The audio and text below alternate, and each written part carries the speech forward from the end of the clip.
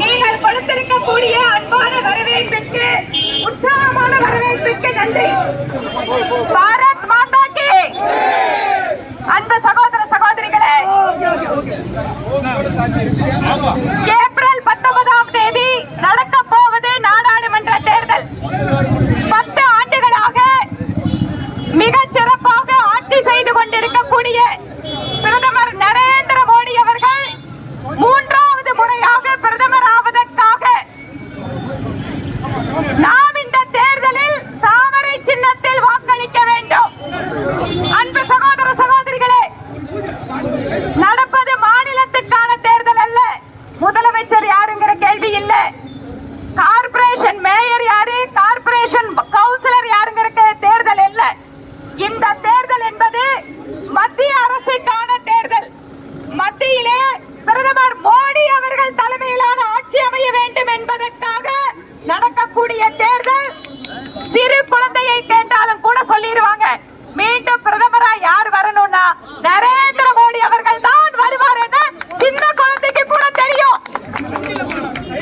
அந்த நேரத்தில் 400 எம்பிக்களுக்கு மேலாக வெற்றி பெற வேண்டும் என்கின்ற இலக்கை நிர்ணயித்து நிச்சயமாக அதை அடைய போகின்ற பிரதமர் மோடி அவர்களுக்கு உறுதுணையாக நம்ம ஊர்ல இருந்து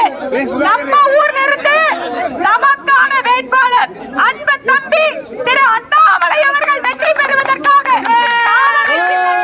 வாக்களிக்க வேண்டும். ரொம்ப வருஷமா 2000 ஒரு வாய்ப்பினை தவறவிட்டோம். 2014 கோயம்புத்தூர்ல எம்பி இருந்திருந்தார்னா நிச்சயமாக பிரதமர் மோடி அவர்களுடைய அமைச்சரவையில் ஒரு மந்திரி நமக்கு கோயம்புத்தூருக்கு கிடைத்திருப்பார். 2019 திராவிட முன்னேற்ற கழக காங்கிரஸ் கூட்டணியினுடைய தவறான பிரச்சாரத்தின் காரணமாக மீண்டும் ஒரு வாய்ப்பினை நாம் தவறவிட்டோம். இந்த முறை எந்த மாற்றமும் இல்லை. கோவை என்றால் பாரதிய ஜனதா கட்சி. இந்த முறை கோவை எம்பி நம்முடைய அன்பு சகோதரர் அண்ணாமலை. இதை உறுதி செய்கின்ற விதமாக நம் பகுதியில் இருக்கக்கூடிய ஒவ்வொரு வாக்குகளும் தாமரை சின்னத்தில் விழுவதை நாம் உறுதி செய்ய வேண்டும். அன்பு சகோதரிகளே, பெரியோர்களே, இந்த முறை பாரதிய ஜனதா கட்சிக்கு வாக்களிக்க வேண்டும். தாமரை சின்னத்தில் வாக்களித்து அன்பு சகோதரர் அண்ணாமலை அவர்களை வெற்றி பெற செய்து நம்முடைய பகுதியினுடைய வளர்ச்சிக்கு நீங்கள் உறுதுணையாக இருக்க வேண்டும் என கேட்டுக்கொண்டு விடைபெறுகிறேன். நன்றி, வணக்கம்.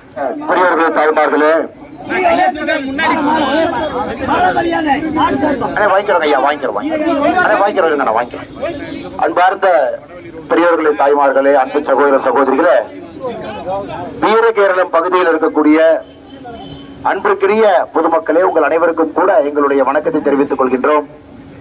நம்முடைய தெற்கு தொகுதியினுடைய எம்எல்ஏ அன்பையெல்லாம் பெற்றிருக்கக்கூடிய அக்கா வானதி சீனிவாசன் அவர்கள் மிக தெளிவாக இது எதற்கான தேர்தல், யாருக்காக ஓட்டு போட வேண்டும், எப்படிப்பட்ட மாற்றம் வேண்டும் என்பதற்காக ஓட்டு போட வேண்டும் என்பதை மிக தெளிவாக சொல்லியிருக்கின்றார்கள்.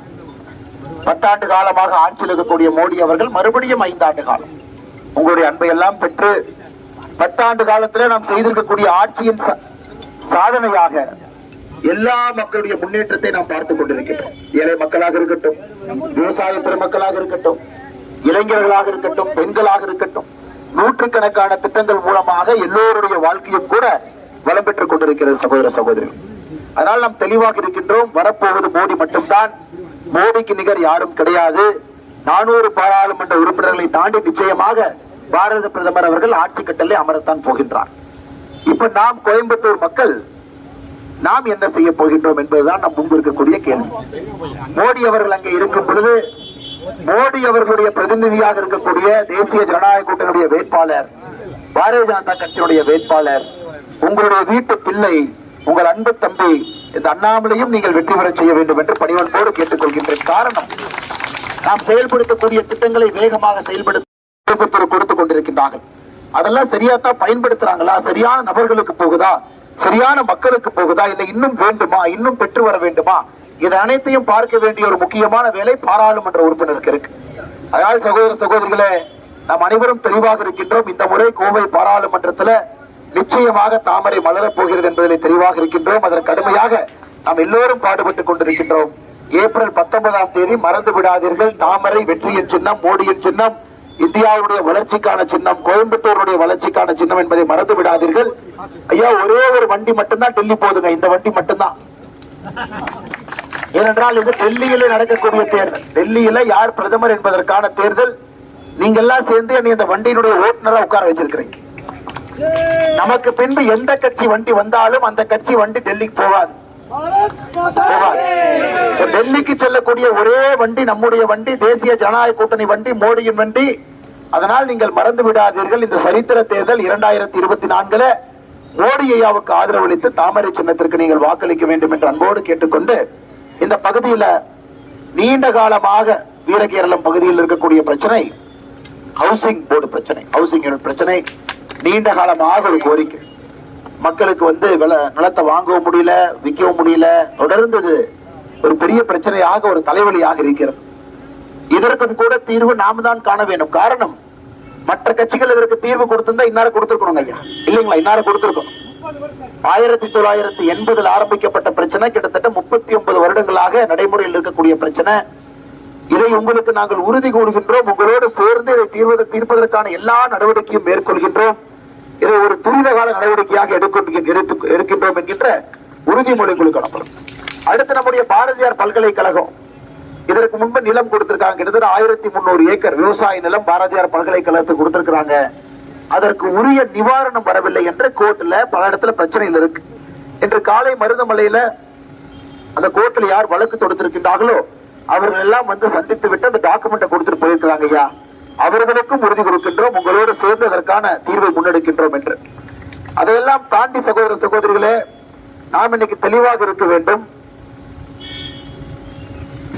இதற்கு முன்பு 2009ஆம் ஆண்டு தொண்டாமுத்தூர் சட்டப்பேரவை இடைத்தேர்தல் நடந்த பொழுது காங்கிரஸ் வேட்பாளர் MN கந்தசாமி ஐயாவை ஆதரித்து ஸ்டாலின் ஐயாவும் கனிமொழி ஐயாவும் இங்க வந்தாங்க. நான் சொல்றது 2009, நேற்று கிடையாது, கிட்டத்தட்ட 15 ஆண்டுகளுக்கு முன்பு. அப்ப ஸ்டாலின் ஐயா கொடுத்த வாக்குறுதி, காங்கிரஸ் இங்கே வெற்றி பெற்றால் பாரதியார் பல்கலைக்கழக பிரச்சனையை 3 மாதத்திலே முடித்து தருவோம், மற்றபடி உங்களுடைய ஹவுசிங் யூனிட் பிரச்சனையை 4 மாதத்திலே முடித்து கொடுப்போம். சொன்னது 15 வருஷம் ஆச்சு. உங்களுக்கு ஞாபகப்படுத்துறார் ஸ்டாலின் அவர்கள். நான் சொன்ன 2 பிரச்சனையும், ஒரு பிரச்சனையை 3 மாதத்தில் முடிச்சு கொடுக்கிறாரு, இன்னொரு பிரச்சனையை 4 மாதத்தில் முடித்து கொடுக்கின்றேன் என்று சொன்னார். இன்னைக்கு அதை தாண்டி 15 ஆண்டுகள் ஆகியிருக்கிறது.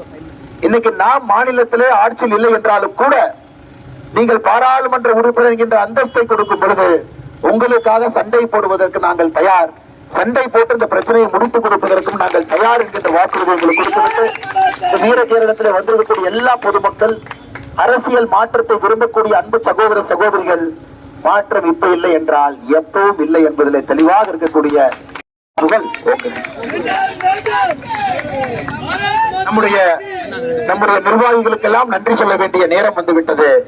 மிக கடுமையாக களத்திலே பாடுபடக்கூடிய நம்முடைய வடவள்ளியுடைய ஒன்றிய தலைவராக இருக்கக்கூடிய பால தண்டாபாணி அண்ணவர்கள், இந்த பகுதியினுடைய பொதுச் செயலாளர், ஒன்றிய பொதுச் செயலர் நந்தகுமார் அவர்கள், செயற்குழு உறுப்பினர் கோவிந்தராஜ் அவர்கள், லிங்கனூர்ல ரிட்டையர் பிஏஓவாக இருந்து நம்முடைய கட்சியில இருந்து பணியாற்றக்கூடிய சுப்பிரமணி அவர்கள், பகுதி செயலாளர் அம்மா மக்கள் முன்னேற்ற கழகத்தினுடைய எல்லா தலைவர்கள், அண்ணன் அப்பாதுரை அவர்கள் வண்டிக்குள்ள இருக்கிறாங்க ஐயா. மாவட்ட செயலாளர், அவருடைய தொண்டர்கள், தலைவர்கள் எல்லாம் வந்திருக்கின்றார்கள். பகுதி செயலாளர் சீதர் அவர்கள், பாசறை செயலாளர் அண்ணன் செந்தில் அவர்கள், இந்த பகுதியில் இருக்கக்கூடிய நம்முடைய தொண்டர்கள் அண்ணன் விஜயகுமார் அவர்கள், ஒன்றியத்தினுடைய தொழில் பிரிவு ATR சிவகுமார் அவர்கள், சுப்பிரமணியம் அவர்கள், ராஜ்குமார் அவர்கள், அனந்தகுமார் அவர்கள், மகளிர் அணியினுடைய ஒன்றிய செயலாளர் ஜீவா அவர்கள், எல்லோருக்கும் இந்த நேரத்தில் நன்றி கலந்த வாழ்த்துக்களை, வணக்கங்களை தெரிவித்து மறந்து விடாதீர்கள்.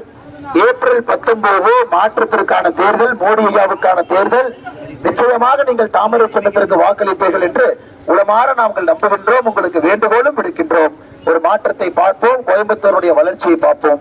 நன்றி, வணக்கம். பாரத அணையின் புகழ் ஓங்குக.